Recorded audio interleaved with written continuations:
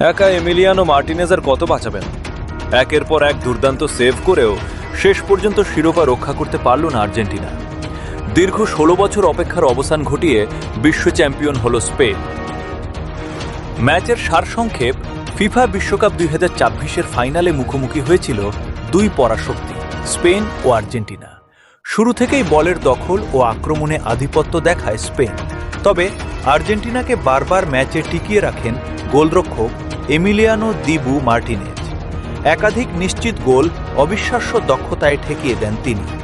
ম্যাচের turning point প্রথমার্ধে এবং দ্বিতীয়ার্ধের বড় একটি সময় পর্যন্ত মার্টিনেজের অসাধারণ পারফরম্যান্সে ম্যাচ সমতায় ছিল, কিন্তু শেষ পর্যন্ত স্পেনের ধারাবাহিক আক্রমণের চাপ সামলাতে পারেনি আর্জেন্টিনার রক্ষণভাগ। নির্ধারক গোলটি করে স্পেন ১-০ ব্যবধানে এগিয়ে যায় এবং সেই লিডই ধরে রেখে বিশ্বকাপ জিতে নেয়। মার্টিনেজের অসাধারণ পারফরম্যান্স পরাজিত হলেও ম্যাচের অন্যতম সেরা পারফর্মার ছিলেন এমিলিয়ানো মার্টিনেজ। একের পর এক অবিশ্বাস্য সেভ করে তিনি আর্জেন্টিনাকে দীর্ঘ সময় ম্যাচে রাখেন, তবে গোলরক্ষকের একার পক্ষে পুরো দলের চাপ সামাল দেওয়া সম্ভব হয়নি।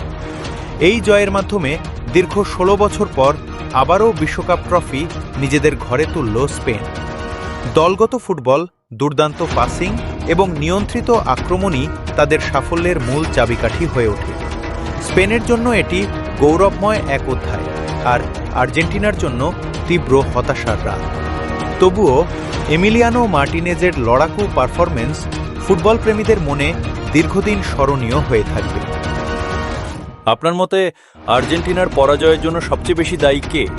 মন্তব্যে আপনার মতামত জানান।